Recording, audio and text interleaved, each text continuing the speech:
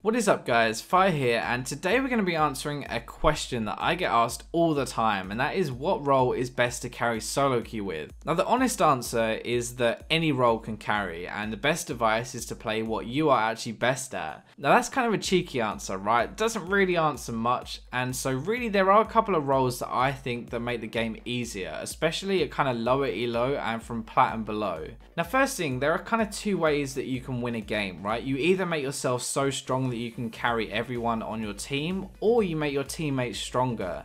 Now the way we're going to do this is we're going to look at kind of the three best roles I think for carrying solo queue at plat and below, and we'll go through what playstyles are good for each one and why they're good and why they're not. Now let's start with the one that probably has the most impact in the game at lower elo, and that's going to be the jungle. The meta right now is tanks, and more tanks. They can get away with making mistakes because they're so tanky, and they're pretty easy to play as well. They tend to have really heavy crowd control with a lot of damage as well, but the biggest thing is the map pressure that they have. Now they can either gank early and kind of win people's lanes for them, or they can rescue lost lanes by going and helping them if they get behind. Pretty much every jungler has a good kit for team fighting, and they have the ability to pick fights, and picking good fights is one of the easiest ways to win a game. If you think about it, picking good fights, getting objectives, getting picks is probably one of the easiest ways to win, and on the other side of it, the easiest way to throw the game is by picking bad fights, and if you're the one picking the fights, then you can avoid that.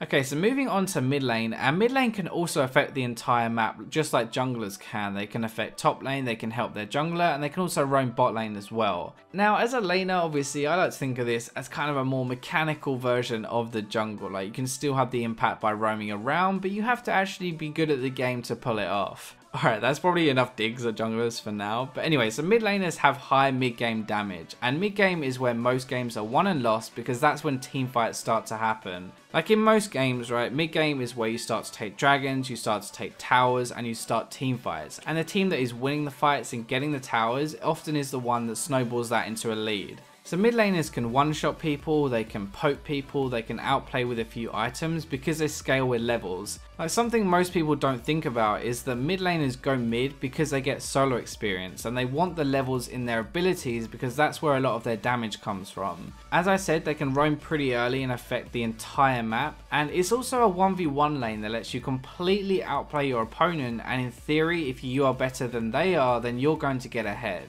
So next we'll move on to AD carry, and ADs can probably carry the hardest if they're given a lead because they really need items to be effective. The reason they aren't kind of higher on this list is because they have quite a few drawbacks in lower elo, like they can't really affect the rest of the map, and if their team gets really far behind then they simply just don't have the time to kill everyone. Now when you get a lead as an AD carry, right, you can easily dump the opposing bot lane and you can get ahead, but that doesn't necessarily help the rest of your team. Like you can take your tower, you can take dragons, but at the end of the day, if the rest of your team is feeding, there's no way to help them. Now carrying hard as an AD carry revolves around winning your lane, farming well, and getting items before those mid-game fights break out. The issue is that if you have a player who doesn't play support with you, because it's a 2v2 lane, then you're going to struggle to win your lane hard and you're going to struggle to get those items.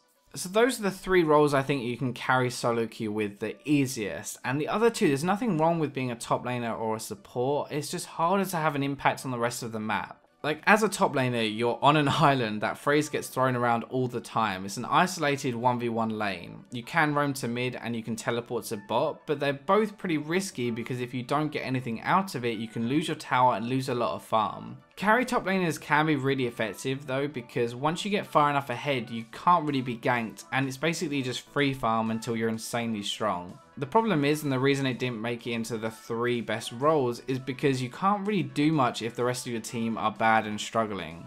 Okay, so moving on to supports. Now, supports can carry the game, don't get me wrong, but it's very difficult to do it from behind. You're really the engage, you're just protecting, and if your team isn't very good or they're behind, then there isn't too much you bring except keeping vision up and trying to create some picks. Now, I play a lot of support on my Smurf, and playmaking supports are the easiest way to go.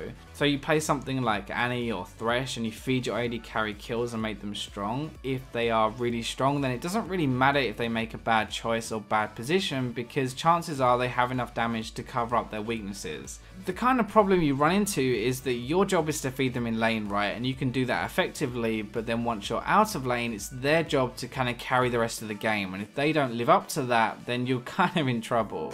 I hope you guys enjoyed the video, and don't be discouraged from playing your role or anything like that. Every single role can carry the entire way up to Challenger. These are just probably the best ones to climb quickly out of the lower leagues. I hope you guys enjoyed it. That's all for this time, but I'll catch you in my next video.